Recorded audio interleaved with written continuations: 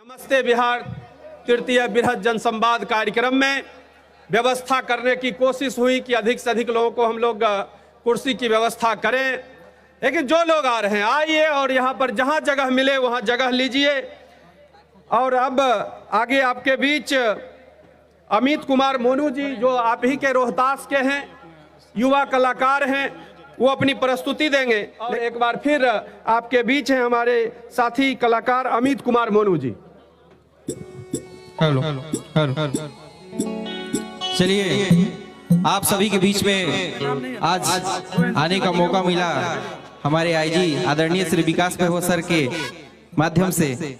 मैं आप सबका भाई अमित कुमार मोनू, मैं ये हमारा होम टाउन सासाराम है। हाँ, एक बार सारे लोग मिलके बोलेंगे, लेट्स इंस्पायर बिहार, विकास वैभव की जय, जय बिहार, जय बिहारी और जय रोहतास। चलिए, ज्यादा मैं समय नहीं लूंगा, समय बहुत बहुत कम है। एक मैं गीत बनाया था सर के लिए। गीत का भाव क्या है कि विकास वैभव सर आईनी रोहतास, देखो ना नगरियानु हो कि भीड़ जुटल बाटे, कि भीड़ जुटल बाटे एक साथ उत्सव के सासाराम नगरियानु हो। भीड़ जुटल बाटे एक साथ उत्सव के सासाराम नगरियानु हो। विकास वैभव सर आईनी रोहतास, देखो ना नगरियानु हो। विकास वैभव सर आईनी हमनी के रोहतास नगरियानु हो। भीड़ जुटल बाटे एक साथ उत्सव के सासाराम नगरियानु हो। भीड़ जुटल बाटे एक साथ उत्सव के सासाराम नगरियानु हो।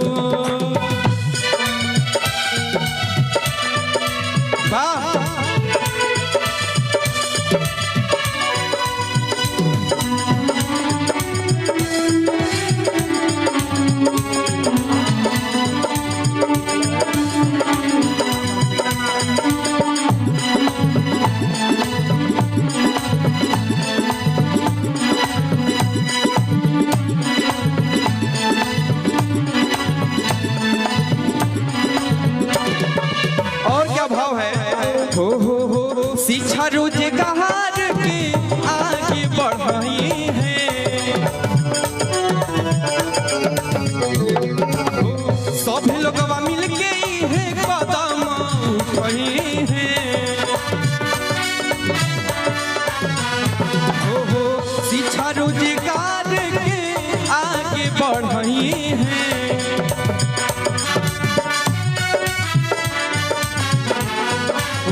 सब लोग मिलके है कदम उठाई है। भैया भाव क्या है कि सासाराम में रचनी इतिहास, कि भीड़ावा जुटल भारिनु हो। कि सासाराम में रचनी इतिहास, भीड़ जुटल भारिनु हो। सासाराम में रचनी इतिहास की भीड़ जुटल भारिनु हो। भीड़ावा जुटल बाटे एक साथ उत्सव के सासाराम नगरिया में। भीड़ जुटल बाटे एक साथ उत्सव के सासाराम नगरिया में। भीड़ जुटल बाटे एक साथ उत्सव के सासाराम नगरिया में। भीड़ जुटल बाटे एक साथ उत्सव के अरे सासाराम